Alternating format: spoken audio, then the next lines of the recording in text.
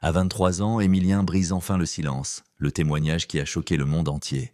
À 23 ans seulement, Émilien, visage encore juvénile mais regard étrangement marqué, s'avance devant les caméras avec une lenteur cérémonieuse. Le monde entier semble retenir son souffle. Depuis des années, son nom circule dans les forums, dans les colonnes de la presse People, dans les débats télévisés et, plus récemment, dans les réseaux sociaux où chaque rumeur se transforme en certitude, chaque détail devient une preuve interprétée, détournée, déformée. Pourtant, lui, silencieux, s'était toujours tenu loin de tout cela. Et puis, un matin de janvier, contre toute attente, il décide de parler. Non pas un message bref sur un réseau social, non pas une simple déclaration préfabriquée par un agent de communication, mais un témoignage dense, long, déchirant, livré avec une maturité qui dépasse son âge. Un témoignage que personne n'avait anticipé et qui allait, dans les heures suivantes, embraser littéralement l'opinion publique internationale. Pour comprendre l'onde de choc que cette prise de parole a provoquée, il faut revenir sur le contexte dans lequel Émilien a grandi. Car rien, absolument rien dans son enfance ou son adolescence ne laissait imaginer qu'il deviendrait un jour le centre d'un séisme émotionnel planétaire. Il n'était pas une star de cinéma, pas un sportif prodige, pas un influenceur multimillionnaire dont les moindres mouvements font la une. Il était, du moins le croyait-on, un jeune homme discret, issu d'un environnement modeste, passionné de musique et de sciences, qui semblait s'être tracé une route classique. Études, projets professionnels, rêves simples. Mais derrière cette normalité apparente se cachait une pression monumentale, une histoire de secrets, de non-dits, de mensonges accumulés au fil des années comme des strates géologiques, jusqu'au jour où tout a fini par s'effondrer. Le témoignage d'Émilien commence d'ailleurs précisément par cette idée. La vérité comme un poids, une charge trop lourde pour des épaules aussi jeunes. « Je n'avais plus le choix », dit-il d'une voix posée mais serrée dans cette interview devenue virale en moins de 15 minutes. Ces mots, pourtant simples, ont résonné avec une intensité presque brutale. Car avouer ne signifie pas seulement reconnaître, c'est aussi accepter de s'exposer, de devenir vulnérable, de s'offrir au jugement du monde entier qui, on le sait, pardonne lentement et condamne rapidement. Devant les journalistes, Émilien raconte morceau par morceau ce qu'il avait dû garder pour lui, parfois même caché à sa propre famille. Il ne s'agit pas d'un simple incident, ni d'une anecdote personnelle transformée en drame médiatique. Non, ce qu'il révèle touche à des enjeux beaucoup plus vastes, des mécanismes de manipulation, des pressions psychologiques, des responsabilités institutionnelles et surtout, un silence imposé, presque orchestré, qu'il a étouffé pendant des années. Et plus il avance dans son récit, plus les regards, dans la salle comme derrière les écrans, se figent. L'un des premiers éléments qui a frappé les auditeurs, la gna et la manière dont Émilien décrit sa transformation intérieure. Il parle de son corps qui changeait, de sa perception de lui-même qui se décomposait lentement, de la peur constante de ne pas être cru. Ce qui bouleverse, ce n'est pas seulement ce qu'il a vécu, mais la façon dont il le raconte, avec une précision presque clinique, mais aussi une fragilité évidente. On y voit les traces d'insomnie interminable, d'angoisse silencieuse, de tentatives désespérées pour se convaincre que tout finirait par passer. Il confie avoir tenté de se réfugier dans ses études, dans la création artistique, dans les amis, mais rien ne semblait suffire. La vérité, dit-il, revenait toujours, comme une marée implacable qui submerge et détruit ce qu'elle touche. Lorsque son visage apparaît pour la première fois en gros plan dans la vidéo, on distingue alors quelque chose d'inattendu. Un mélange de détermination et de peur, d'espoir et de résignation. Et c'est précisément ce mélange qui a touché des millions de personnes. Car Émilien, malgré sa jeunesse, incarnait soudain une parole rare, presque taboue, celle d'un jeune adulte qui ose défier des forces qui le dépassent, qui ose dévoiler l'envers du décor d'un système qui préfère l'ombre à la lumière, qui ose se dresser contre l'injustice. Les experts en communication, les analystes politiques, les sociologues, tous ont commenté, parfois frénétiquement, ce moment. Certains y ont vu un acte de bravoure, d'autres une rupture nécessaire, d'autres encore un signal d'alarme pour toute une génération prise dans les engrenages du silence. Mais ce que tous s'accordent à reconnaître, c'est qu'il y a eu un avant et un après Émilien. Il a ouvert une brèche, volontairement ou non, dans des structures qui semblaient immuables. Mais ce n'est pas seulement le contenu de sa révélation qui a choqué, c'est aussi le moment choisi. Pourquoi maintenant ? Pourquoi après tant d'années de silence ? Pourquoi à 23 ans exactement, et pas avant, pas après ? Cette question a alimenté des centaines de débats télévisés, de podcasts, d'articles, chacun tentant d'y apporter une réponse. Émilien lui-même explique que les derniers mois ont été décisifs. Il évoque des événements personnels qui ont agi comme des déclencheurs. Une rupture difficile, un incident professionnel, une perte familiale. Mais il n'entre pas dans les détails, laissant planer une zone d'ombre qui a enflammé l'imagination du public et des médias. Il raconte également une scène centrale que beaucoup considèrent comme le cœur émotionnel de son témoignage, la nuit où tout a basculé. Une nuit silencieuse, froide, dans un appartement presque vide. Une nuit où il s'est retrouvé face à lui-même, devant un miroir, et où il a senti, dit-il, que s'il ne parlait pas maintenant, il ne parlerait jamais. Cette scène, presque cinématographique, a été reprise des milliers de fois, transformée en illustrations, en vidéos analytiques, en extraits narrés. Elle est devenue emblématique d'un jeune homme en lutte contre ses propres démons. Ce qui rend cette histoire encore plus puissante, c'est la solitude dans laquelle Émilien dit avoir évolué. Une solitude paradoxale, car entouré physiquement, mais isolé intérieurement. Il décrit des collègues qui ne comprenaient pas, des proches qui n'osaient pas lui poser de questions, des professionnels qui minimisaient ses inquiétudes. Et ce silence général n'a fait qu'aggraver la situation, nourrissant un sentiment de dérive émotionnelle. On me regardait, mais on ne me voyait pas, confesse-t-il. Cette phrase, reprise en boucle, a bouleversé un public qui s'est reconnu en lui. Car, au-delà de son histoire personnelle, Émilien a touché un thème universel. Celui de l'invisibilité que beaucoup ressentent dans une société saturée d'images mais dépourvue d'écoute réelle. L'un des moments les plus frappants de son récit survient lorsqu'il parle de la peur. Non pas une peur abstraite, théorique, mais une peur physique, viscérale, celle qui serre la gorge, contracte les muscles, paralyse la pensée. Il explique comment cette peur l'a accompagné jour et nuit, comment elle est devenue une compagne envahissante, presque familière. Pourtant, ironie tragique, cette peur a fini par se transformer en moteur, en énergie brute qui l'a poussé à agir. Ce renversement, analyse-t-on dans plusieurs éditoriaux, est l'un des aspects les plus fascinants de son histoire. La capacité de transformer la vulnérabilité en force, l'effondrement en résistance, le traumatisme en parole libératrice. L'impact de sa déclaration ne s'est pas fait attendre. En quelques heures, elle a été relayée par les plus grandes chaînes internationales. Des célébrités ont réagi, certains en le soutenant ouvertement, d'autres en exprimant leur choc ou leur incompréhension. Des organisations ont publié des communiqués, des plateformes numériques ont été submergées. Et pour la première fois, Émilien, qui avait toujours vécu en marge du tumulte médiatique, se retrouvait au centre d'un cyclone d'une ampleur inimaginable. Mais cet impact, Émilien l'avait anticipé. « Je savais que ce serait violent », dit-il. Il savait que son geste attirerait autant de soutien que de critiques, autant d'admiration que de scepticisme. Et pourtant, il avance, avec une maturité étonnante qu'il ne regrette rien. « Je suis enfin libre », ajoute-t-il, des mots simples mais d'une profondeur qui laisse pantois. De sa prise de parole, car oui, il a y annoncé qu'il y aurait plusieurs volets à son récit, ouvre une série d'interrogations encore sans réponse. Que va-t-il révéler ensuite ? Quelles sont les implications de ce qu'il a dénoncé ? Quel sera l'impact sur les personnes ou les institutions concernées ? Le public, avide de réponses, attend déjà la suite comme un feuilleton tragique dont chaque épisode dépasse le précédent. À lui seul est devenu un document historique, non pas à cause de la célébrité d'Émilien, car il n'en était pas une, mais parce qu'il représente un tournant dans la manière dont une génération ose désormais affronter l'injustice, dénoncer les abus, refuser la manipulation. L'histoire d'Émilien, ce jeune homme de 23 ans qui a osé briser le silence, n'est pas seulement la sienne. La déflagration médiatique. Comment le témoignage d'Émilien a bouleversé la planète ? Il aura suffi de 90 minutes d'entretien pour que la vie d'Émilien, et plus largement la perception mondiale d'une génération entière, bascule. À peine son témoignage rendu public, une sorte de secousse tellurique a traversé la sphère médiatique internationale. On n'avait pas vu un tel emballement depuis les grandes affaires des années précédentes, ces moments rares où l'histoire personnelle d'un individu s'inscrit subitement dans une dimension collective. Mais ce qui distingue le cas d'Émilien, c'est son absence de statut préexistant. Il n'était ni une célébrité, ni une figure publique, ni un nom associé à un scandale. Il était, au contraire, l'incarnation du jeune adulte ordinaire. Et c'est précisément cette normalité qui a rendu l'explosion médiatique si brutale, si imprévisible, si universelle. Le lendemain de son témoignage, les unes des journaux du monde entier arboraient son visage pâle et sa silhouette mince. On y voyait parfois son regard encore humide d'émotion, parfois ses mains jointes, parfois le moment exact où il prononçait les mots qui allaient à devenir iconiques. « Je ne pouvais plus me taire ».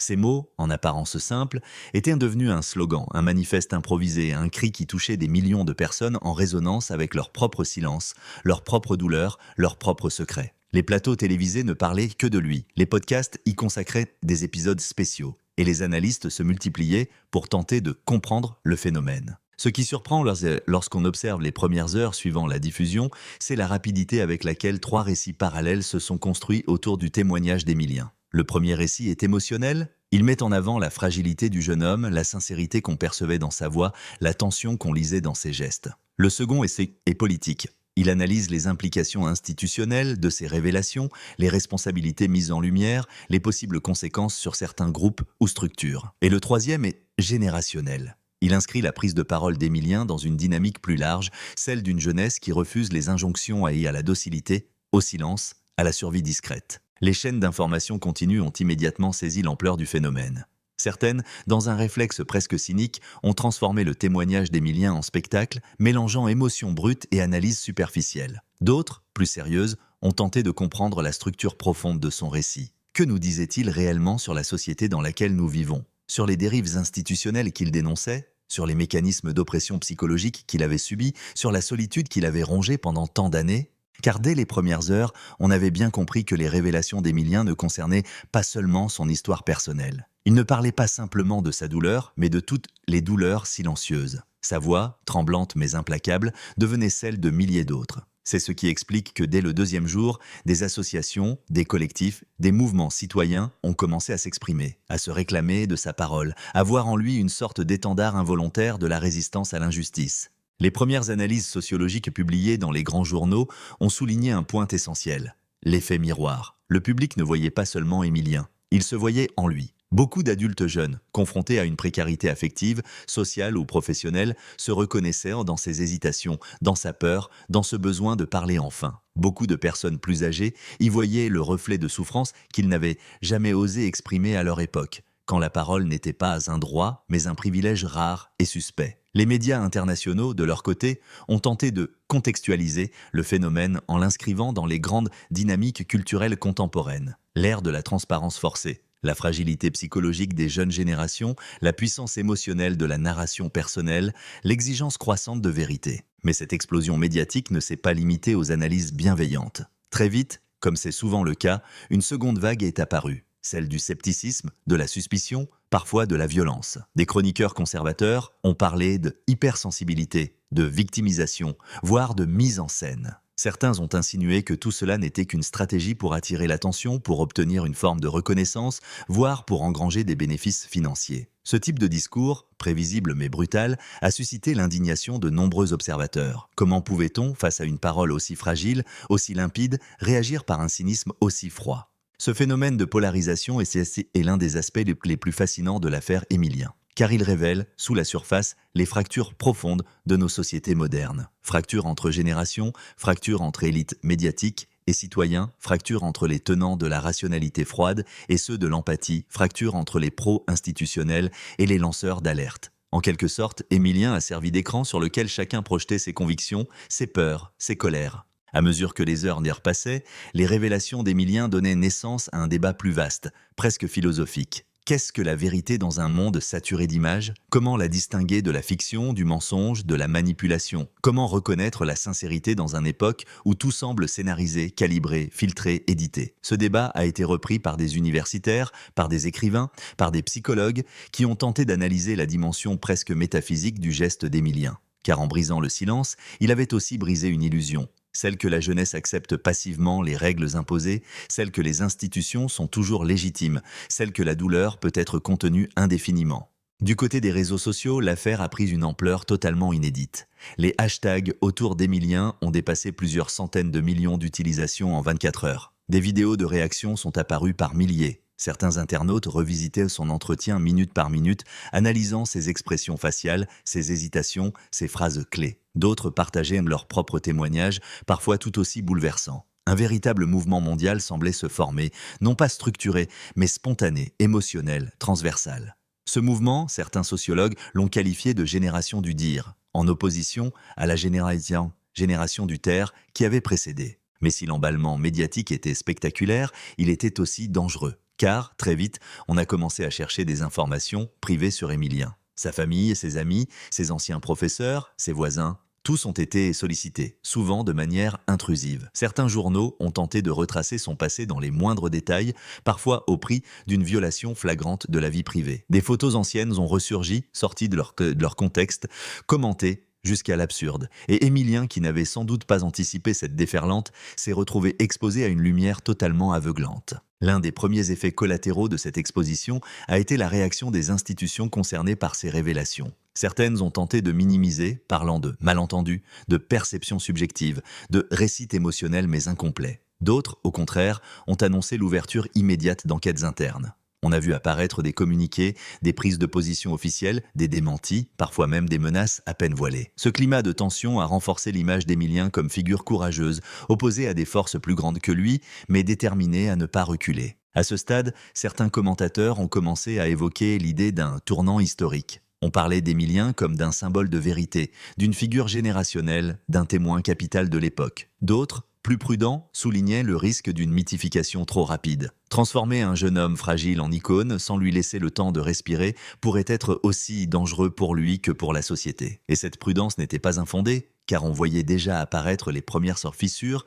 les premiers signes de récupération politique, les premières tentatives d'instrumentalisation. Dans les jours qui ont suivi, l'impact psychologique sur Émilien a fait l'objet d'interrogations croissantes. Comment un jeune homme de 23 ans pouvait-il absorber une pression médiatique si intense ? Comment pouvait-il rester stable face à une avalanche de messages, de critiques, de menaces, mais aussi de soutien ? Des psychologues ont tenté d'expliquer les mécanismes d'adaptation que l'on retrouve chez les lanceurs d'alerte, et certains ont même proposé leur aide publiquement. On parlait d'épuisement émotionnel, de surcharge cognitive, de stress post-traumatique, et tout cela posait une question fondamentale. Émilien serait-il capable de continuer à parler ? Malgré tout, au milieu de ce chaos, un élément frappant est apparu, une forme de solidarité spontanée. Des milliers de personnes se sont organisées pour défendre Émilien, pour assurer une veille sur les réseaux sociaux, pour signaler les contenus haineux ou diffamatoires. Certains ont même lancé des campagnes de soutien, des pétitions, des messages d'encouragement. Car au-delà de son histoire personnelle, ce qu'Émilien incarnait désormais, c'était un combat universel. Celui du droit de dire, celui de la résistance au silence, celui du courage face au pouvoir. Les débats se sont ensuite déplacés sur un terrain plus large, celui des institutions. Ce chapitre de l'affaire, étudié avec intensité par les journalistes d'investigation, a mis en lumière des pratiques longtemps ignorées ou simplement tolérées. Les mots d'Émilien ont servi de catalyseur. Soudain, des témoins d'autres régions, d'autres organisations, d'autres milieux se sont manifestés pour raconter des expériences similaires. Les lignes bougeaient, lentement mais sûrement. Et pourtant, malgré ce vaste mouvement, quelque chose restait absent. La suite du témoignage d'Émilien. Il avait annoncé, lors de son entretien initial, que ce n'était que le début, que d'autres révélations viendraient, que certaines vérités n'avaient pas encore été dites. Et cette promesse a eu un effet particulier. Elle a transformé l'attente en tension, l'attention en obsession. Les médias se sont mis en mode alerte permanente. Les réseaux sociaux brûlaient d'impatience. Chaque apparition publique, chaque message, chaque geste d'Émilien était scruté, commenté, interprété. Mais lui, silencieux, observait. Il ne parlait plus. Il se retirait, non pas totalement, mais suffisamment pour que son absence devienne encore plus éloquente que sa parole. Et cette absence, paradoxalement, a renforcé l'impact de son témoignage, car elle posait une nouvelle question. Que prépare Émilien ? L'affaire Émilien est donc celui d'une transformation.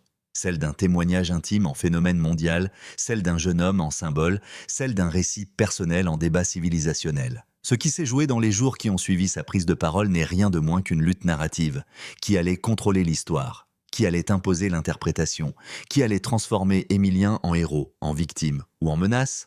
Et dans ce chaos étourdissant, Émilien, malgré son silence, semblait tenir la position la plus stratégique, celle de celui qui savait quelque chose que le monde ignorait encore. Pendant que le monde bruisse encore des réactions en chaîne provoquées par sa prise de parole, Émilien, lui, reste en retrait. Ce retrait, stratégique ou instinctif, intrigue autant qu'il inquiète. Une question revient comme un refrain dans les médias. Que cache son silence soudain ? Certains suggèrent qu'il prépare un deuxième volet de révélation. D'autres, au contraire, redoutent qu'il soit victime de pressions considérables. Mais peu de gens connaissent réellement ce que vit Émilien durant ces jours d'obscurité médiatique. Un combat intérieur d'une intensité que les caméras ne sauraient capturer. Les premiers signaux d'alarme ? Une enfance sous tension invisible. Pour comprendre la profondeur du choc provoqué par les révélations d'Émilien, il faut revenir bien avant sa prise de parole publique. Dans son témoignage initial, il n'a évoqué que brièvement son enfance, parlant d'un foyer apparemment normal, mais marqué par une tension sous-jacente, presque imperceptible pour ceux de l'extérieur. Pendant longtemps, Émilien avait gardé cette partie de son histoire close, comme une zone interdite où il préférait ne pas s'aventurer. Pourtant, les premiers signes d'alarme se manifestaient bien avant son adolescence. Des enseignants se souviennent d'un enfant brillant mais extrêmement anxieux. Un professeur de musique confie que, dès l'âge de 10 ans, Émilien jouait avec une précision extraordinaire, mais ses mains tremblaient légèrement avant chaque séance. Une voisine raconte qu'il passait de longues heures seul dans le jardin, immobile, regardant fixement le sol. « Il semblait écouter quelque chose que nous ne pouvions pas entendre », dit-elle. Qui écoutait-il ? Qui craignait-il ? Ces questions reviennent aujourd'hui comme des pièces d'un puzzle qui autrefois semblait sans importance, mais qui, à présent, dessine une image plus sombre que prévu. L'adolescence, la spirale du silence. À partir de 15 ans, l'attitude d'Émilien change radicalement. Lui qui était passionné, expressif, un peu rêveur, devient soudain distant, prudent, méfiant. Ses proches évoquent une transformation progressive mais inexplicable. Il évitait les conversations sérieuses, détournait les compliments et surtout se renfermait dès qu'on approchait d'un sujet personnel. À 17 ans, il fait une première allusion, vague, à quelque chose qu'il ne supporte plus. Une amie de lycée raconte une scène troublante. Un soir, assis sur un banc isolé, Émilien lui aurait confié qu'il vivait avec une ombre qui me parle tout le temps. L'amie, à l'époque, avait cru à une métaphore poétique, à une réflexion philosophique d'adolescent tourmenté. Elle n'a compris que des années plus tard que cette phrase portait un sens beaucoup plus littéral, beaucoup plus lourd. Qu'était cette ombre? Un individu? Un secret? Une menace? Personne ne le savait encore à l'époque. Et pourtant, c'est à ce moment précis que la spirale du silence s'est enclenchée. Les pressions silencieuses. Quand parler devient dangereux. Les analystes qui ont écouté attentivement le témoignage d'Émilien y ont repéré des indices récurrents. L'idée de peur, mais aussi celle de surveillance constante. Certains passages montrent un jeune homme qui, pendant des années, s'est senti observé, manipulé, enfermé dans une sorte de cage invisible. Émilien évoque un système sans le nommer explicitement. Il parle de personnes qui savaient, mais ne faisaient rien. Il mentionne des situations où il se sentait contrôlé et empêché. Plus troublant encore, il dit à un moment « On m'a fait comprendre que si je parlais, je n'aurais plus rien ». Cette phrase, lourde de sous-entendus, suggère non seulement une pression, mais une menace directe, peut-être même répétée. D'où venaient ces pressions?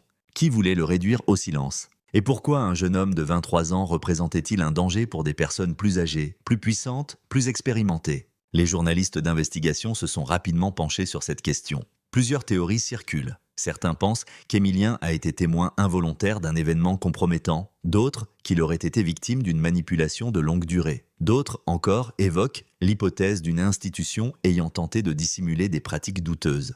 Une chose est sûre, ce silence n'était pas volontaire, il était imposé. Le moment de rupture, la nuit qui a changé sa vie.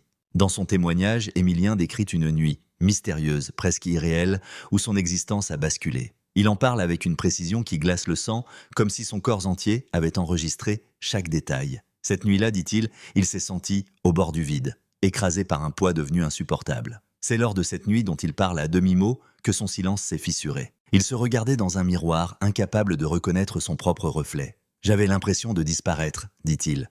Ce sentiment de dissolution, de dépersonnalisation est typique des états psychologiques extrêmes, disent les experts. Et c'est dans cet état qu'une vérité profonde, longtemps enfouie, commence à remonter à la surface. Il prend une décision... Parler. Peu d'enregistrements existent de cette nuit, mais une personne proche raconte qu'Émilien lui a envoyé un message à 3 heures du matin. « Je crois que j'ai trouvé le courage d'arrêter de me taire. » C'est ce message qui marque le début du processus qui conduira, quelques semaines plus tard, à l'interview qui bouleversa le monde entier. Les réactions privées, entre soutien, incrédulité et peur. Si l'opinion publique s'est révélée profondément divisée, les réactions dans l'entourage immédiat d'Émilien ont été encore plus complexes. Certains proches ont immédiatement exprimé leur soutien, comprenant enfin ce que ces années de silence cachaient. D'autres, au contraire, ont été déstabilisés, voire effrayés. Certains craignaient les retombées médiatiques, d'autres les implications légales. Une source familiale révèle que l'un des membres de la famille aurait tenté de dissuader Émilien de poursuivre ses révélations, allant jusqu'à lui dire « Tu ne comprends pas à qui tu t'attaques ». Cette phrase, rapportée par plusieurs médias, a fait naître une inquiétude nouvelle. Et si la vérité d'Émilien impliquait des personnes puissantes? L'ombre derrière l'ombre, des pistes qui inquiètent les enquêteurs. Plusieurs journalistes d'investigation ont révélé que dans les jours précédant son témoignage, Émilien avait rencontré 2 avocats spécialisés dans les affaires dites sensibles. Des affaires impliquant des institutions, des abus de pouvoir, des intimidations. Le fait qu'un jeune homme de seulement 23 ans ait eu recours à de tels spécialistes intrigue profondément. Pourquoi de tels avocats? Qui craignait-il? Qu'avait-il en sa possession? Des éléments supplémentaires renforcent les inquiétudes. Il aurait conservé pendant des années des documents ou preuves. Il aurait envoyé des copies sécurisées à plusieurs personnes.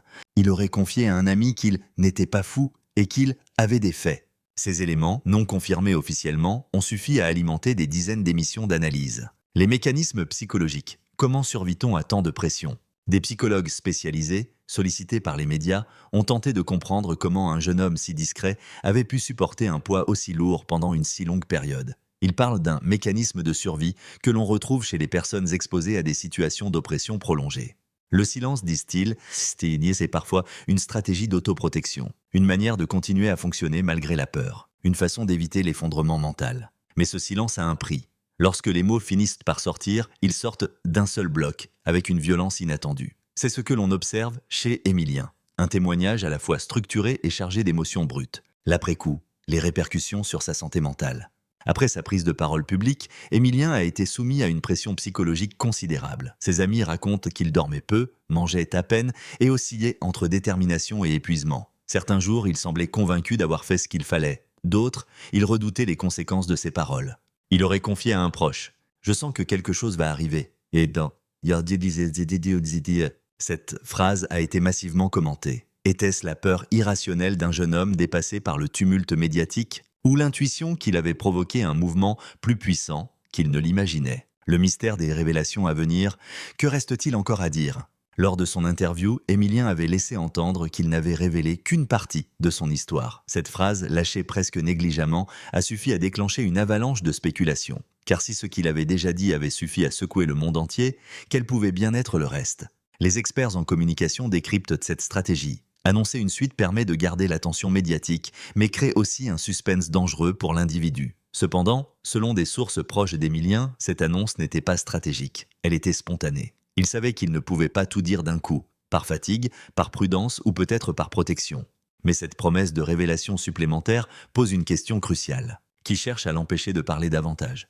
Les premiers signes d'ingérence, menaces, sabotage, pression. Selon plusieurs sources non officielles, Émilien aurait reçu des messages anonymes après la diffusion de sa vidéo. Certains agressifs, d'autres préventifs, lui conseillant fortement de réfléchir avant d'aller plus loin. On rapporte également des tentatives de piratage de ses comptes personnels, des appels téléphoniques tardifs et des comportements suspects autour de son domicile. Rien n'est officiellement prouvé, mais tout laisse penser que quelqu'un ou un groupe souhaitait qu'il se taise. La solitude d'un symbole. Plus on l'admire, plus il se sent seul.